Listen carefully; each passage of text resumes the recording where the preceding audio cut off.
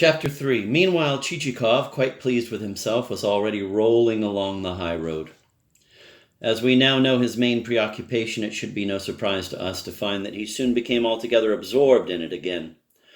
The assumptions, estimates, and schemes reflected on his face were evidently pleasant, since in the wake of each there remained a contented smirk.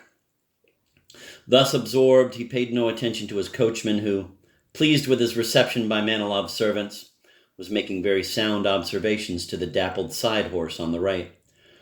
This dappled horse was a cunning one who only made a show of pulling, while the bay shaft horse and the left side horse, a chestnut called Assessor, because it had been obtained from some assessor or other, put their hearts into their work so entirely that the pleasure they derived from it could even be seen in their eyes. "So you're trying to be smart, are you?" "Well, I'll outsmart you yet," Selifan said, raising himself and fetching the idler a whack with his whip. "I'll teach you, you German seam-stitcher. Look at the bay.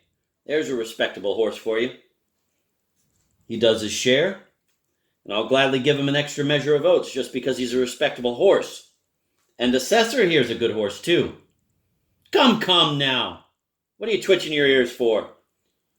You better listen to me, idiot. I'll only teach you what's right, you know-nothing. What do you mean crawling along like that?" Here he fetched him another one with his whip, adding, "Ah, you barbarian! You damn Bonaparte!" Whereupon he urged on all three, shouting, "Get out, my beauties!" and flicking them with the whip, now no longer as a punishment, but to show he was pleased with them. Having afforded them this pleasure, he again addressed the dappled horse. "You think I don't see the way you're carrying on? Oh, no. If you want people to respect you, you'd better behave properly. Take the landowners where we were. Those are nice people. I'm always glad to give credit.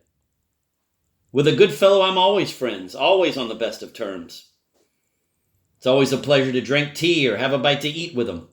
Anyone will respect a good fellow. Take our master. Everyone looks up to him. Because, you see, he's served his country well, and they made him some kind of a counselor." Moralizing thus, Selifan went off into the most remote abstractions. Had Chichikov been listening, he would have learned many details about his private life. But he was so wrapped up in his own thoughts that it took a loud thunderclap to pull him out of them and make him look around. The whole sky was overcast, and the dusty high road was sprinkled with drops of rain. Finally, there was an even louder, even closer thunderclap, and rain began to pour down as if from a bucket. Coming at a slant, it lashed first at one side of the carriage, then at the other.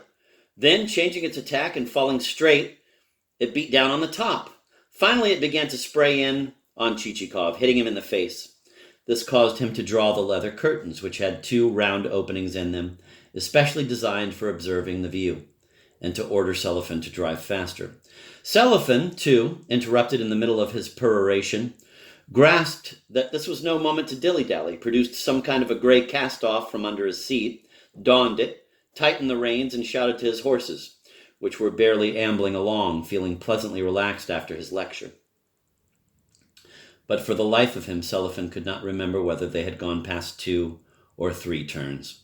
Trying to remember the road they had covered, he decided that there had been many turns and that he had gone straight past them all. Since, when he must act, the Russian finally does so without further deliberation, Selifan simply turned right at the first crossroads, shouting to the horses, "Get out, my worthies!" and drove on at full speed without giving much thought to where the road might lead. It looked as if the rain had settled in for a good while. The dust of the road was rapidly being kneaded into mud, and it became harder and harder for the horses to pull the carriage. Chichikov began to worry because Sobokevich's village was still not in sight. By his reckoning, they should have reached it long before. He looked out. All around them it was so dark that it would have made no difference if he'd had his eyes poked out. "Selifan!" he said at last, leaning out of the carriage. "What is it, sir?" Selifan answered. "Take a look. Isn't the village in sight?" "No, sir, it's nowhere in sight." And Selifan, twirling his whip, intoned a song that was no song, really, but something very long, which, in fact, had no end. Everything went into it.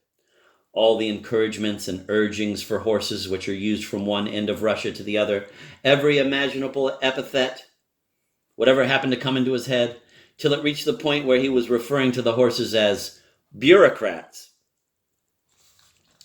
By and by, Chichikov noticed that the carriage was swaying from side to side, giving him a most vigorous jolting.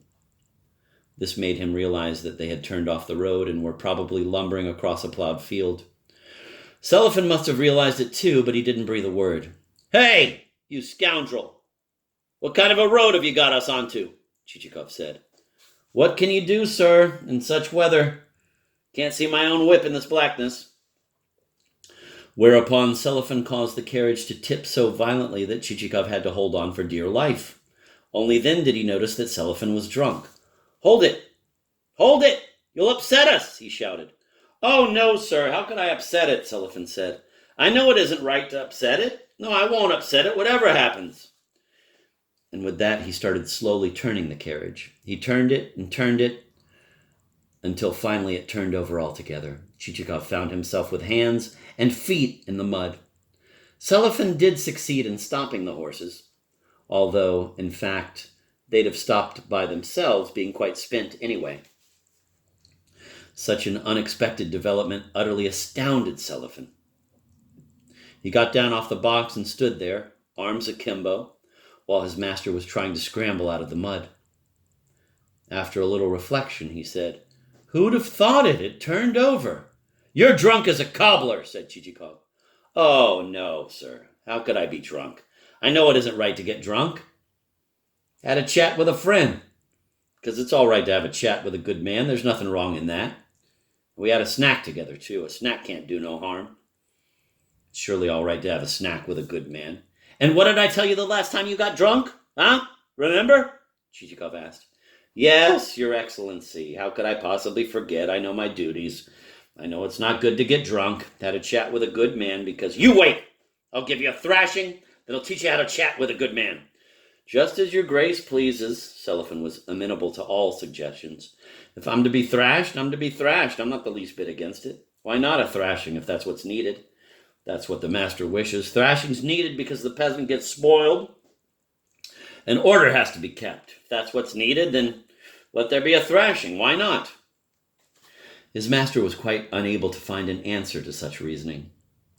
But then fate itself seemed to have taken compassion on him. They heard distant barking.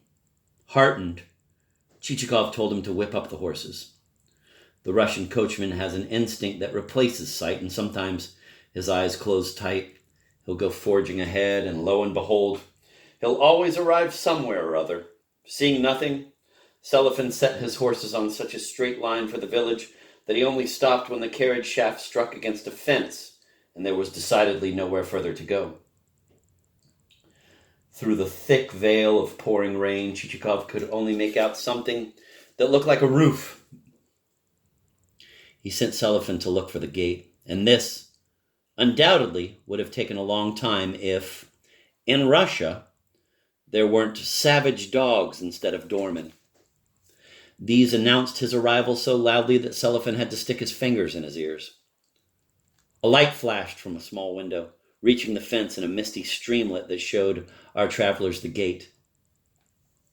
Selifan knocked, and soon a wicket was opened and some kind of a figure in a peasant coat appeared.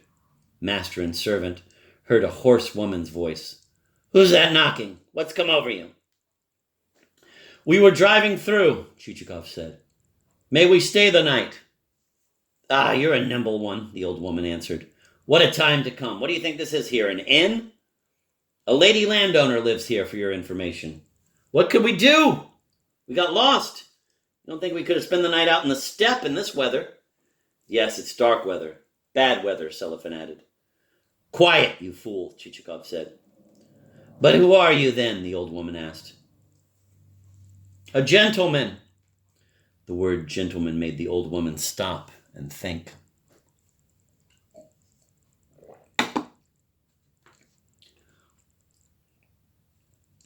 "Wait, I'll tell my mistress," she said.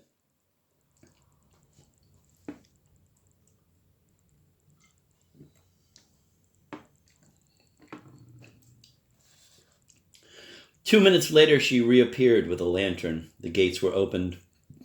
A small light flashed past another window. The carriage drove into the courtyard and stopped in front of a small house, which was difficult to make out in the dark. Only one half of it was lit up by the windows. A puddle in front of the house could also be seen as the light fell directly on it.